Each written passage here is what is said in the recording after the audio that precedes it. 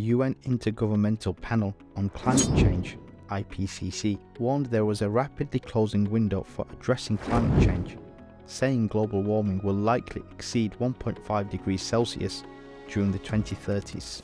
UN Secretary-General Antonio Guterres called on wealthy countries to try to achieve net zero carbon emissions by around 2040. The IPCC's scientists said there was a feasible but narrow pathway to avoid the worst effects of climate change, but doing so would require cutting greenhouse gases by 43% globally by 2030 and 60% by 2035, with even higher CO2 emissions reductions. With the COVID outbreak and Russia's invasion of Ukraine, many of the world's largest emitters have gone back on their emission reduction targets and have restarted their coal-powered fire plants and increased the use of fossil fuels.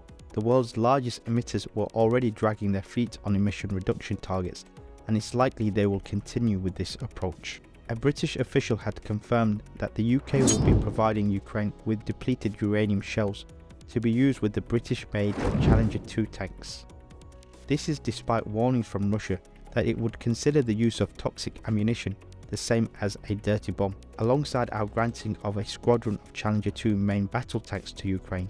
We will be providing ammunition, including armor-piercing rounds which contain depleted uranium. Such rounds are highly effective in defeating modern tanks and armoured vehicles, said Annabel Goldie, the British Deputy Defence Minister, in a written response to a question. Depleted uranium is typically created as a byproduct of producing enriched uranium and is extremely dense. Because depleted uranium munitions are radioactive, they are linked to cancer and birth defects, especially in Iraq, where US forces used an enormous number of controversial munitions during the Gulf War and the 2003 invasion. Birth defects are still common in the Iraqi city of Fallujah to this day. Responding to the news, Russian Defense Minister Sergei Shoigu warned that sending Ukrainian depleted uranium rounds brings the world closer to a nuclear collision between Russia and the West, and warned Moscow would respond.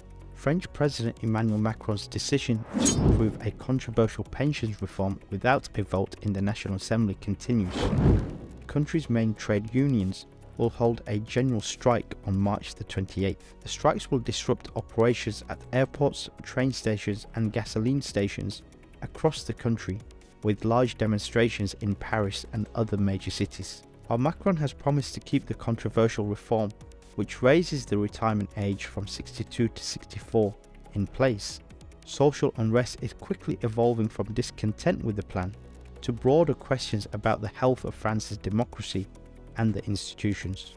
French Prime Minister Elisabeth Borne survived 2 no-confidence motions that opposition parties triggered last week. The moves by the government have come at a great personal cost for Prime Minister Borne, who finds herself politically weakened and under intensifying calls from opposition parties to resign.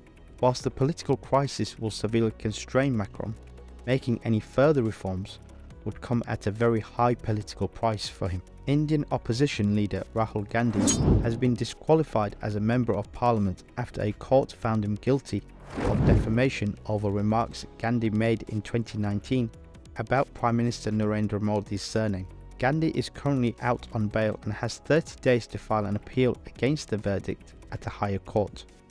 If he is unable to get his sentence reduced, suspended or reversed within that time, he will be sent to prison for 2 years and banned from running in elections for 6 years, in addition to being stripped of his parliamentary seat. If Gandhi is unable to appeal the conviction over the next 30 days, his disqualification and imprisonment would serve a significant blow to his Indian National Congress Party, which has already been struggling to build strong support against the ruling BJP ahead of India's 2024 general elections.